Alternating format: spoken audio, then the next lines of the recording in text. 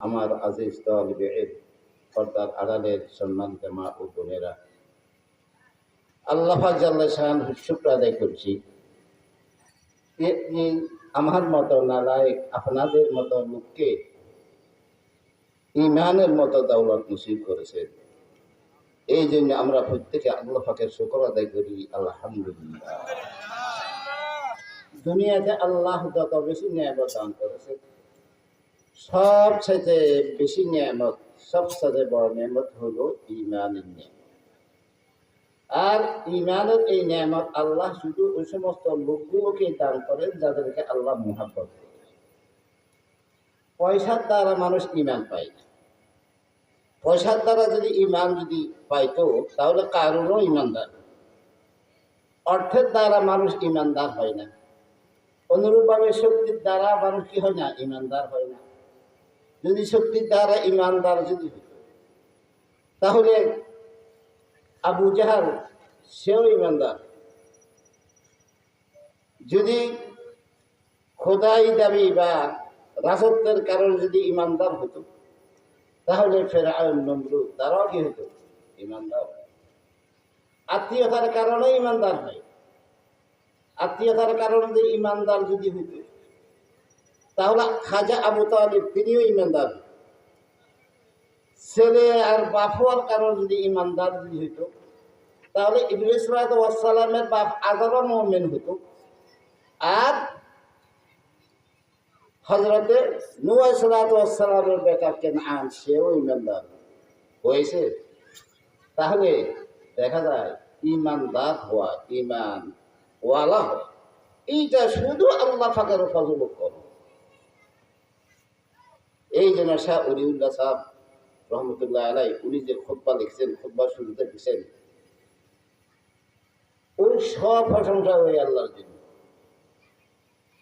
যে আল্লাহ আমাদেরকে ঈমানের দ্বারা হেদায়েত দান করেন।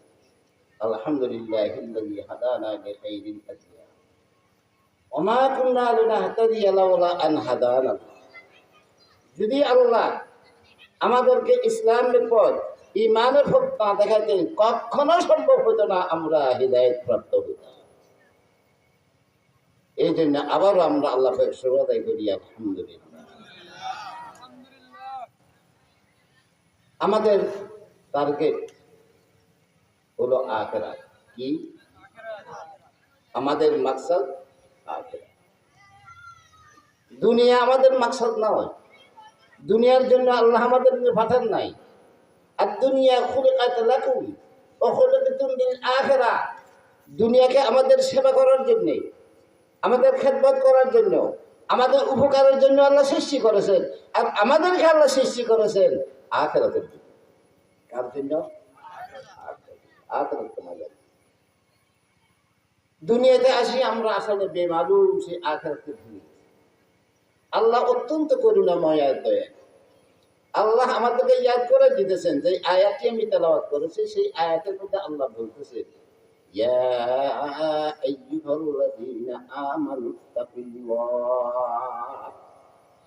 কাফির, মুশরিক, ইহুদি, নাসারা তারা মুখাতাব নয়, মুমিন যারা তারাই মুখাতাব।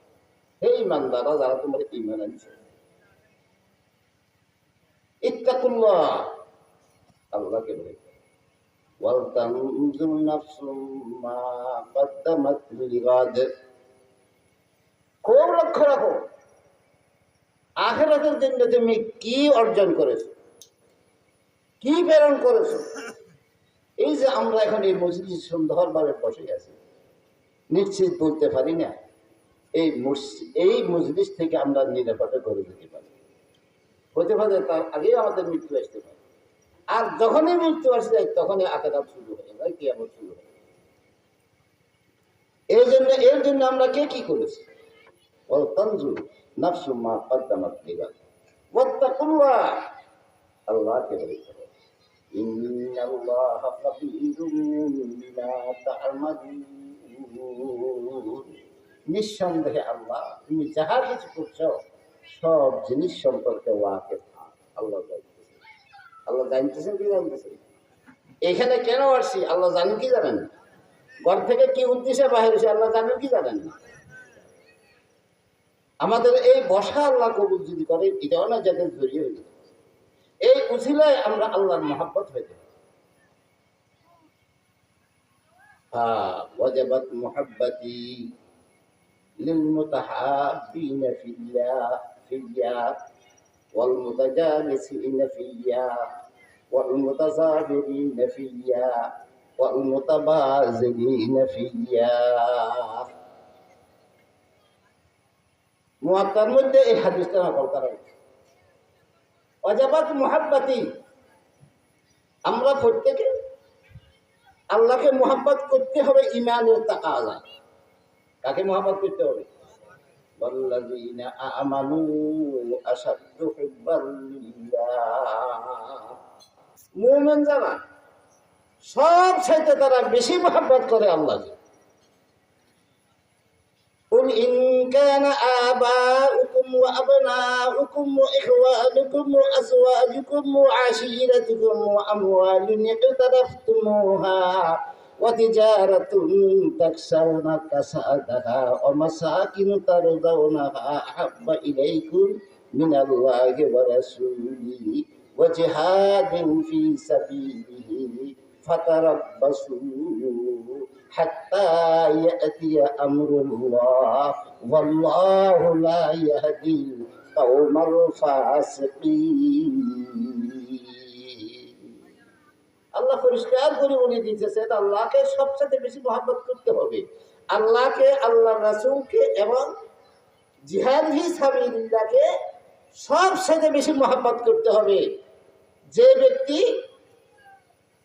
নিজের পিতা, নিজের সন্তানাদি, নিজের ভাই, নিজের ব্যবসা বাণিজ্য, নিজের ঘর বাড়ি এগুলা থেকে আল্লাহ, আল্লাহর রাসূল এবং জিহাদ ফি সাবিলিল্লাহকে অধিক মহব্বত না করে, সেই ব্যক্তি যেন আল্লাহর আযাবের ভয় করে।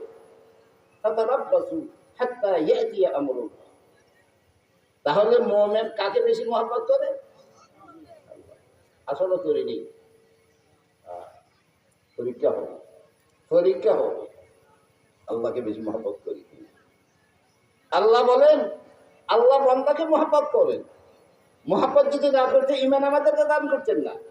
সাইয়্যিদুল মুরসালিন রাহমাতুল লিল আলামিন সাল্লাল্লাহু আলাইহি ওয়াসাল্লাম উম্মত আমাদেরকে বানাইতেন না, আমাদেরকে অল্প আমলে এত বেশি আজাদ দান করতেন না। আল্লাহ মহব্বত আমাদেরকে করে, কিন্তু খুশুসি মহব্বতের কথা আল্লাহ বলেন ওয়াজাবাত মুহাব্বতি, আমার মহব্বত ওয়াজিব হয়ে যাবে ওই সমস্ত মানুষগুলোর জন্য। যে সমস্ত লোকগুলো একে অপরকে মহব্বত করে শুধু আমি আল্লাহর জন্য, আমি আল্লাহর জন্য একে অপরকে মহব্বত। এই হুজুর আমার সামনে মোটা হযরতকে আমরা কেন মহব্বত করি? আল্লাহ। হযরত দিনদার মানুষ, সাহেবে ইলম, একজন বুজুর্গ মানুষ, আমাদের চোখে হযরতকে অনেক ভালো লাগে দিনদার হিসেবে। এই জন্য আমরা হযরতকে মহব্বত করি। আমরা এই সমস্ত উলামা কেরামকে কেন মহব্বত করি? ওনারা আল্লাহর সাথে ওনাদের তাআল্লুক। আমরা ছাত্রগুলোকে কেন মহব্বত করি?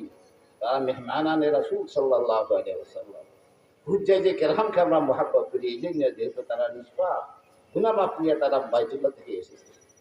আল্লাহ বলে যে সমস্ত মানুষগুলো অন্য মানুষকে শুধু আমার জন্য মহব্বত করে, তাকে মহব্বত করা আমার উপর ওয়াজিব হয়ে যায়। সুবহানাল্লাহ। আমরা এখানে তাহলে যারা আসছি কার মহব্বতে আসছি? ওয়াল মুতাজালিসিনা ফিল্লাহ, একে অপরের সাথে বসে শুধু আল্লাহকে রাজি করার। এই যে আমরা বসছি কার জন্য? এই জন্য আমরা বলছি, আমি প্রথমে বলছি আমাদের আশা কি জন্য হয়েছে ঠিক করি। নিয়ত যদি ঠিক না থাকে তাহলে খালি হাত আসি, খালি হাত যায়। নিয়ত যদি ঠিক থাকে তাহলে আমাদের আশাটাও বরকত নয়। ইনশাআল্লাহ খালি হাত আসি, আল্লাহ আমাদেরকে একেবারে আল্লাহ দামনকে পোর করে এখান থেকে যাওয়ার আল্লাহ তৌফিক দান। গুনাহ নিয়ে আসছি, গুনাহ মাফি অবস্থায় আল্লাহ যাওয়ার তৌফিক দান। আমরা কাঙ্গাল, মুহাব্বতের কাঙ্গাল। সব কিছু আল্লাহ আমাদেরকে দিয়েছে, মান সম্মান দিয়েছে, অর্থ সম্পদ দিয়েছে, আওলাদ ফর্দ সব দিয়েছে। সব জিনিসের জন্য আমাদের মহব্বত আছে। কিন্তু আমরা আল্লাহর মহব্বত আমাদের অন্তরে যে পরিমাণ থাকা দরকার তার শতভাগে একবার নাই। এই জন্য আমরা কান্না। তো আল্লাহ যদি আমাদেরকে মহাব্বত করেন, নিশ্চয় আল্লাহর মহাব্বত আমাদের অন্তরের মধ্যে আছে।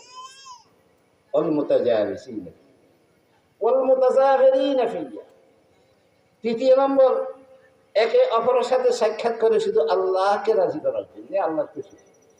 আমরা একে অপরের সাথে যে সাক্ষাৎটা করতেছি এখন কি জন্য? শুধু আল্লাহর খুশি, আল্লাহ খুশি। পরস্পর লেনদেন করে কি জন্যে? শুধু আল্লাহর খুশি। এই চার গুণকে মহব্বত করা আল্লাহর জন্য ওয়াজিব। সুবহানাল্লাহ। আমরা যে সামান্য আমল করি, আল্লাহ যদি কবুল যদি করেন, এই আমলও আমাদের নেজাতের জড়িয়ে উঠবে। এক হাদিসের মধ্যে আছে, এক ব্যক্তি মারা গেছে। মারা যাওয়ার সময় সে তিনটা ছোট্ট কালেমা বলছে। একটা কালেমা বলছে ইয়া লাইতা কানা বাঈদা, আর একটা কালেমা বলছে ইয়া লাইতা কানা কামিলা, আর একটা কালেমা বলছে ইয়া লাইতা কানা জাদিজা। এই তিনটা কালেমা বলছে, আর সেই লোকটা ইন্তেকাল হয়ে গেছে এবং সে হাসতে হাসতে দুনিয়ার দিকে বিদায় করেছে।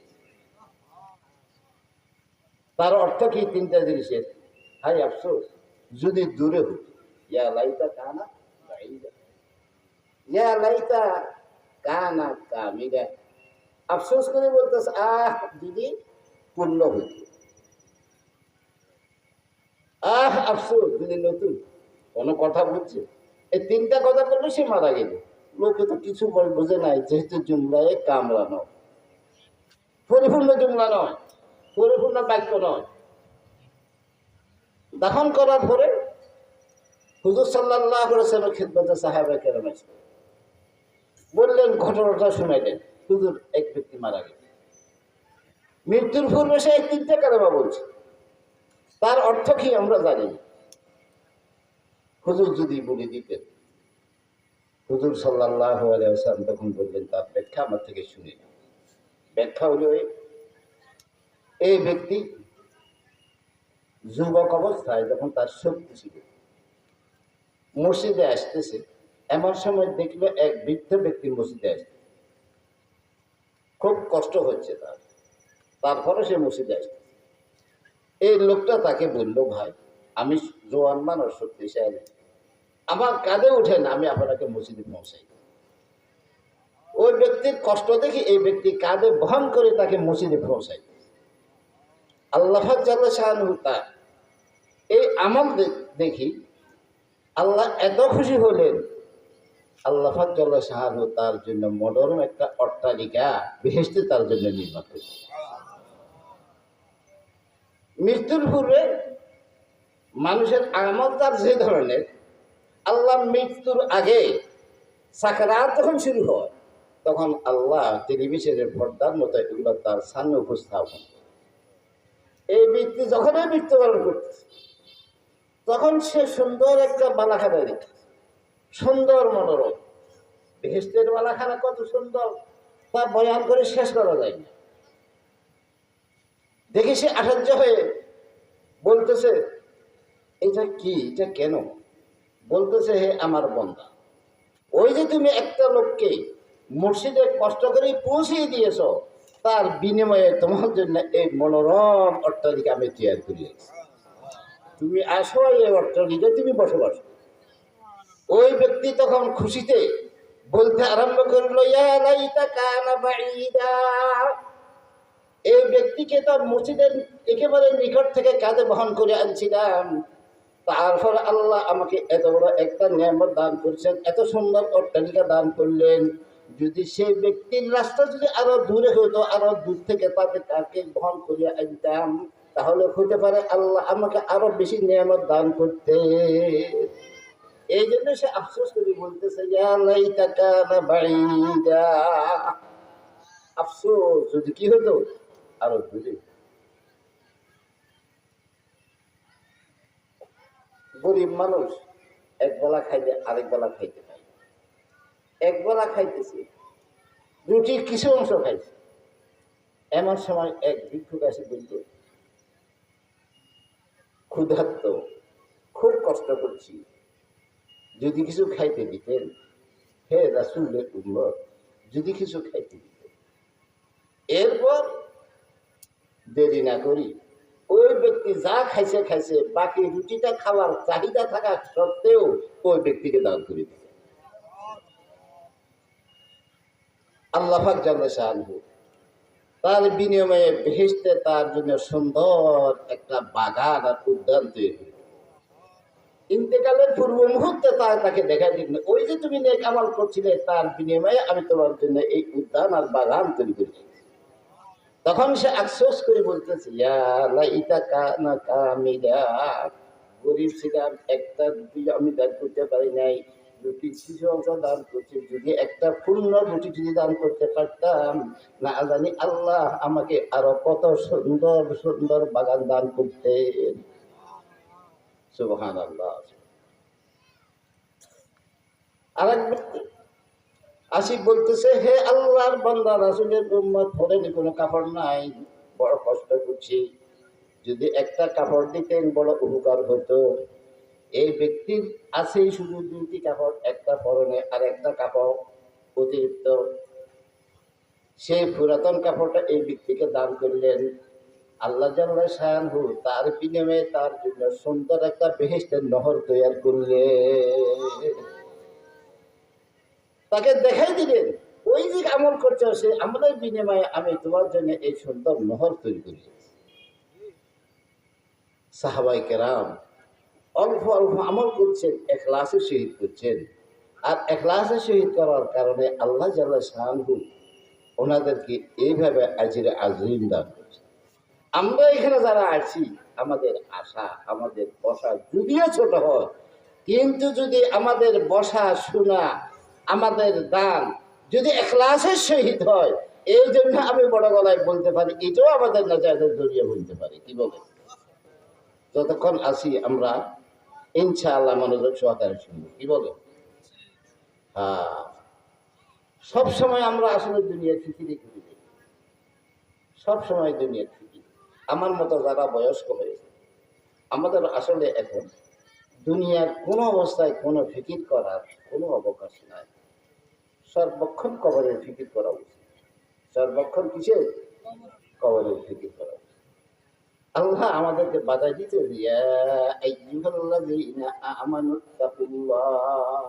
আল্লাহকে ভয়, আল্লাহকে ভয় করো সর্বাবস্থায়। আল্লাহর ভয়, আল্লাহ যদি পাকড়াও করেন বাঁচার কোনো উপায় নেই। তাকওয়ার বিভিন্ন মানি আছে। ছাত্র তো অনেক দেখছি, কিন্তু এখানে উপস্থিত বহুত কম। হযরত আলী রাদিয়াল্লাহু তাআলা আনহু অথবা আব্দুল্লাহ ইবনে মুবারক রাদিয়াল্লাহু রাহমাতুল্লাহ আলাইহি, এই দুইজনের একজন জিজ্ঞেস করা হয়েছিল, সুইলা আলী তাকওয়া, তাকওয়া সম্পর্কে জিজ্ঞেস করা হলো। আল্লাহ যে বলছেন, হে ঈমানদাররা তোমরা তাকওয়া অর্জন করো। তাকওয়া, তখন তিনি বললেন, তাকওয়া 4 জিনিসের নাম। কয় জিনিসের নাম? 4 জিনিসের নাম।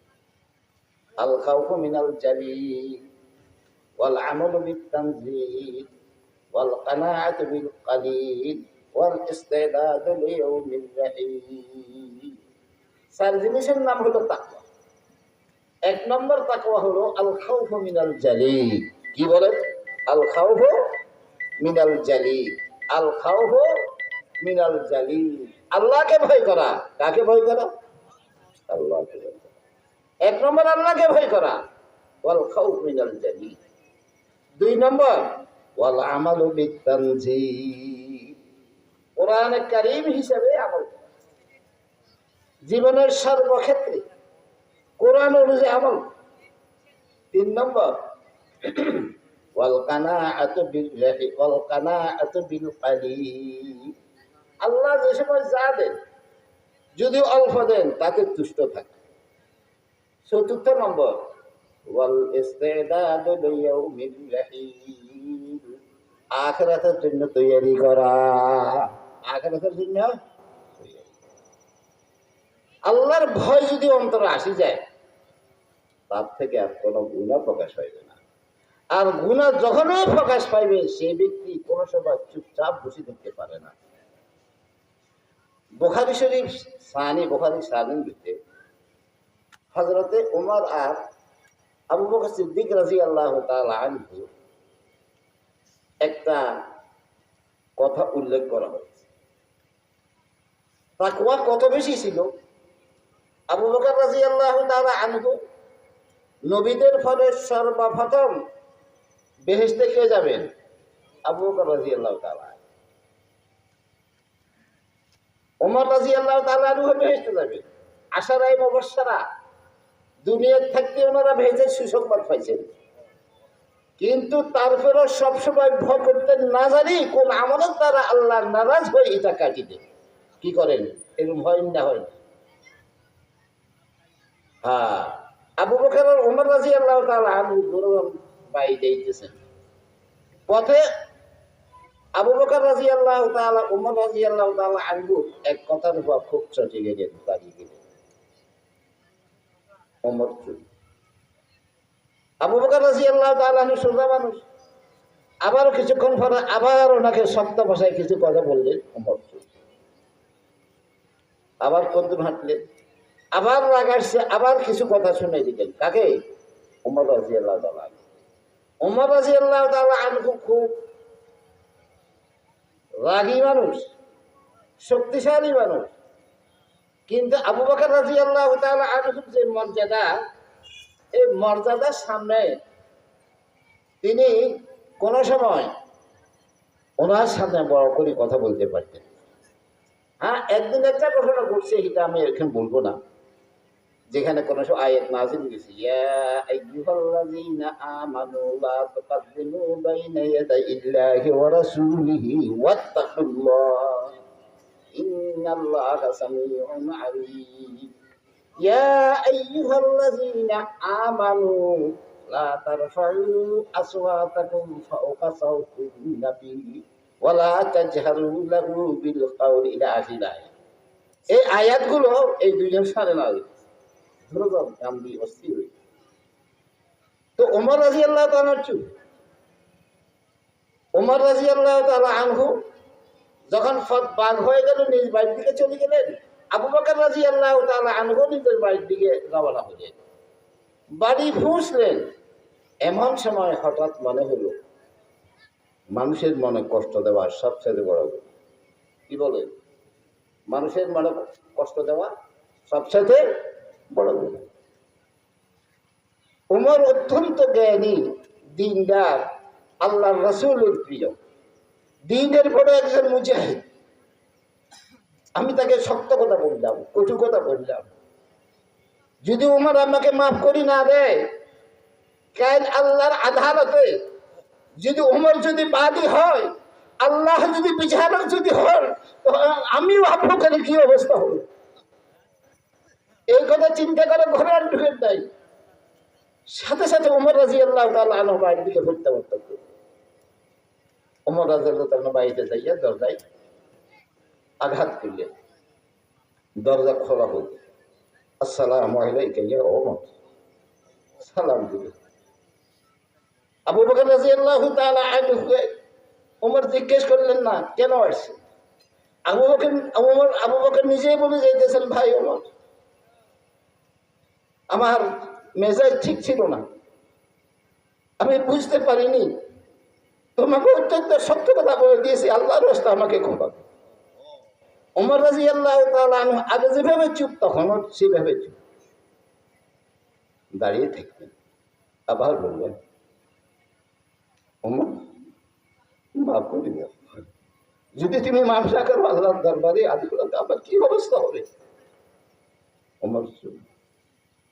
তৃতীয়বার আবার দাঁড়িয়ে বললেন, ওমর, আমি তোমার মানে বহুত কষ্ট দিয়েছি, যার ফলে তুমি মাফ করতে পারতেছো না। আল্লাহ দোহাই দিয়ে বলছি, আল্লাহর রাস্তায় আমাকে মাফ করে দাও। কিন্তু ওমর চুপ।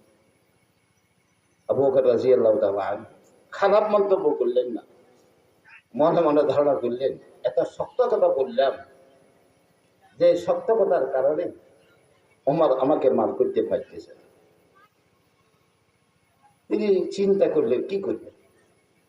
হঠাৎ মনে আসলো রাসূল সাল্লাল্লাহু আলাইহি ওয়াসাল্লামের কাছে যাব, হুজুরাদের সুপারিশ করাবো, আল্লাহ রাসূল সুপারিশ যদি ওমরকে করে মাফ করার জন্য, ওমর মাফ করে তাড়াতাড়ি মজলিসে নববীর দিকে, মসজিদের দিকে আসতেছে।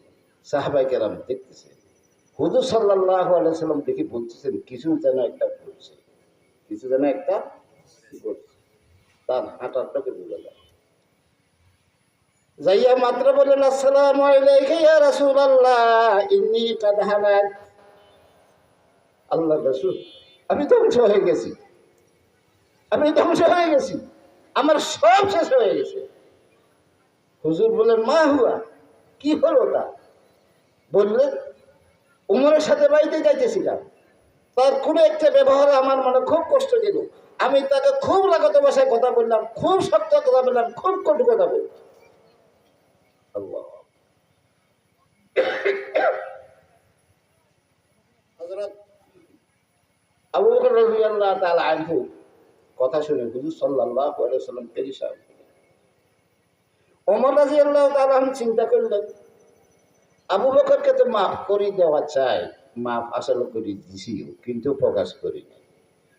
আবু বকর তো এখন চুপ করে বসে থাকবে না, নিশ্চয় হুজুরের দরবারে যাইয়া আমার বিরুদ্ধে অভিযোগ করবে। না জানি হুজুর কি বলেন। কাল বিলম্ব না করে তিনিও হুজুর সাল্লাল্লাহু আলাইহি ওয়াসাল্লাম দরবারে এসে উপস্থিত হলেন।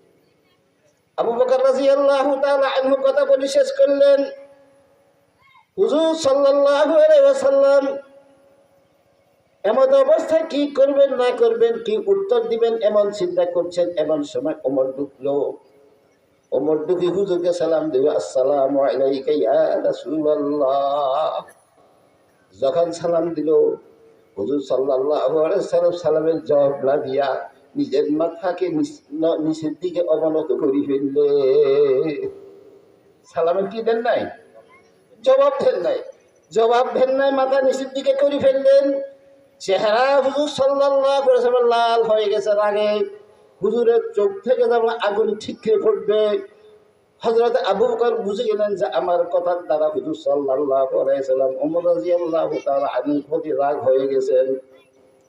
হযরত আবু বকর রাদিয়াল্লাহু তাআলা আনহুর সাথে সাথে বললেন, আসসালাতু ওয়াসসালামু আলাইকা ইয়া রাসূলুল্লাহ, আসসালাতু আলান নবী। সাহাবাদের একটা দস্তুর ছিল, যখন কোনো সময় হুজুর সাল্লাল্লাহু আলাইহি ওয়াসাল্লাম রাগ হয়ে যেতেন তখন তারা দরুদ শরীফ পাঠ করতেন। দরুদ শরীফ পাঠ করার পরে হুজুর সাল্লাল্লাহু আলাইহি ওয়াসাল্লামের রাগ কিছুটা প্রশমিত হয়ে যেত। বললেন, ইয়া রাসূলুল্লাহ, অপরাধ আমি করছি, অন্যায় আমি করেছি, ওমর কোন অপরাধ করে নাই। আল্লাহর ওয়াস্তে আমি ওমরকে ক্ষমা করিয়ে দিই, আল্লাহর ওয়াস্তে আমি ওমরকে ক্ষমা করিয়ে দিই। ওমর রাদিয়াল্লাহু তাআলা দাঁড়িয়ে আছে আর থরথর করে কাঁপতেছে, চোখ থেকে পানি বাহির হইতেছে, কি বলতে কোনো ভাষাই খুঁজে পাইতেছে। হুজুর সাল্লাল্লাহু আলাইহি ওয়াসাল্লাম তখন বললেন, আমার আবু বকর, যেই সময় আমার ঘর কেউ ঈমান আনে নাই, সেই সময় আবু বকর মার হয়ে যাচ্ছে। হুজুর সাহাবায়ে কেরামকে বললেন, হে আমার মুহাজির সাহাবারা, যখন আমি মক্কায় ছিলাম ঈমানের দাওয়াত দিয়েছি, লা ইলাহা ইল্লাল্লাহ মুহাম্মাদুর রাসূলুল্লাহ কালেমার যখন দাওয়াত দিয়েছি, তোমরা কেউ গ্রহণ করো নাই, তোমরা প্রত্যেকে প্রত্যাখ্যান করেছো। এই কালামকে স্তব্ধ করে দেওয়ার জন্য যত প্রকারে তোমাদের শক্তি ছিল সব শক্তি তোমরা প্রয়োগ করেছো। কিন্তু একমাত্র আবু বকর, তার কাছে যখন যাইয়া আমি এই কালেমার দাওয়াত পেশ করলাম, আবু বকর কোন প্রকারের আপত্তি না করে, কোন প্রকারের যুক্তি তালাশ না করে, প্রমাণ তালাশ না করে সাথে সাথে বললেন, আশহাদু আল্লাহ ইলাহা ইল্লাল্লাহু ওয়া আশহাদু আন্নাকা রাসূলুল্লাহ। সেই আবু বকর যদি তোমাদের সাথে একটু কথা শক্ত করে যদি বলি দেয়, তাহলে তোমরা কি তা ক্ষমা করতে পারো না? মুরব্বীর আমার কথাটা বলছেন আমি জন্য, ইয়া আইয়ুহাল্লাযীনা আমানুত্তাকুল্লাহ, আল্লাহর ভয়, আল খাউফু মিনাল জালিল। হ্যাঁ, রাত দিন 24 ঘন্টা আসলে আমরা দুনিয়ার পেছনে থাকি, জমাতের সহিত নামাজ পড়তে পারি না, তেলাওয়াত করতে পারি না, জিকির করতে পারি না, মুরব্বীদের সোহবতে বসতে পারি না, কোনো ভালো কাজের সময় দিতে পারি না, তাবলীগের সময় দিতে পারি না। কিসের কারণে? দুনিয়ার কারণে। অথচ দুনিয়া অত্যন্ত নিকৃষ্ট।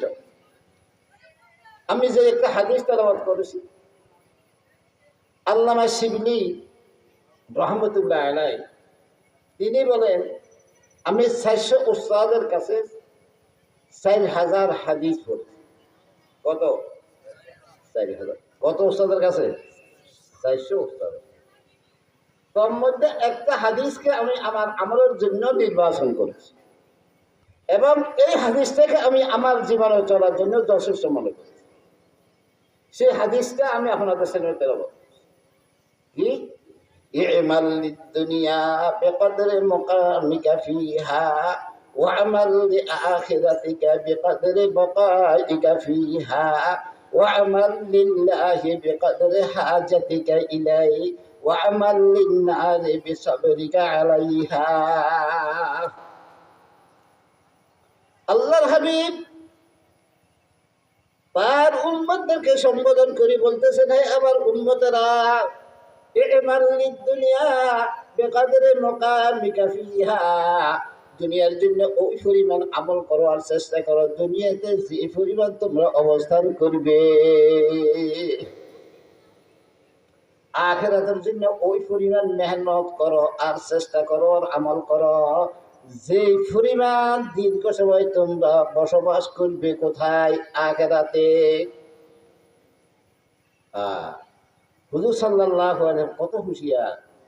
প্রথম জায়গাতে বলা হয়েছে মুকামিকা ফিহা, ইমাল লিদ-দুনিয়া বিকদরি মুকামিকা ফিহা, আর শেষ মেয়াদি বলা হয়েছে ইমাল লিআখিরাতিকা বিকদরি বাকাইকা ফিহা।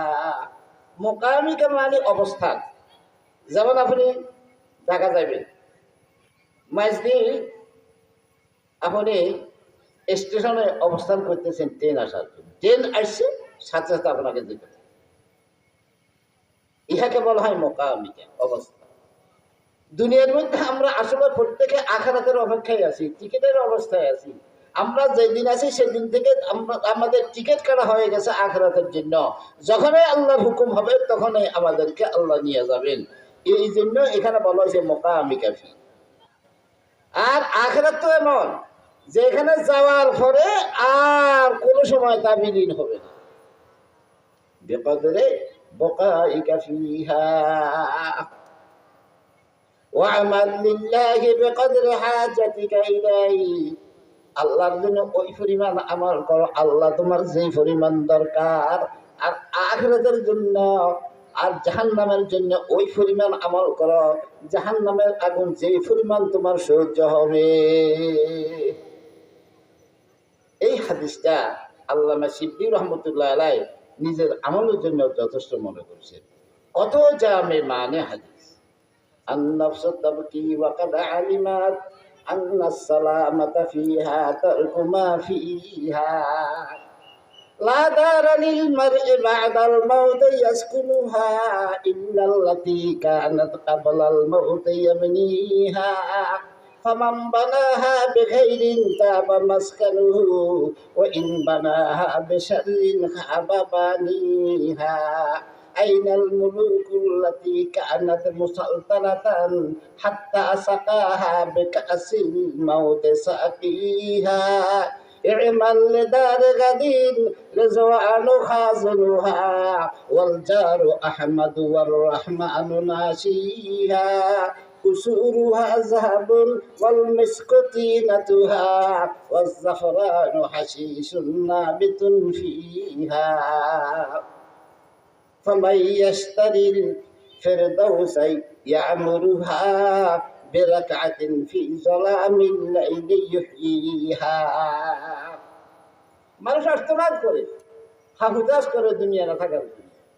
আন-নাফসু তাবকি ওয়া কাদ আলিমাত আন্নাস সালামাতা ফিহা তারকু মা ফিহা। বাস্তবে দুনিয়া না থাকার মধ্যেই হইতো সালামতি। হিংসা, হাসাদ, শত্রুতা, আত্মকলহ সব কিছু অর্থ নেই। এখন আল্লাহর কাছে হিসাবও দিতে হবে কিসে? অর্থ। অর্থের কারণে মানুষ সত্য কথা বলতে পারে না, অর্থের লোভে মানুষ ভালো কাজ করতে পারে না। এই জন্য হযরত আলী বলেন, আন-নাফসু তাবকি ওয়া কাদ আলিমাত আন্নাস সালামাতা তারকু মা ফিহা। বাস্তবতা হলো আসলে দুনিয়া না থাকার মধ্যেই শান্তি। আর হযরত আলী রাদিয়াল্লাহু তাআলা আনহুর অবস্থা এমন বলার আর সবাই বেশি নেই, এই জন্য সে বিরিয়া যাইতেছে আন্নাস সালামাতা তারকু মা ফিহা। তারপরে বলতেছেন, হে দুনিয়ার মানুষের জেনে দেখো, লা দারা লিল মারই বা'দাল মাউতি ইয়াসকুনুহা ইল্লাল্লাতী কানাত ক্বাবলা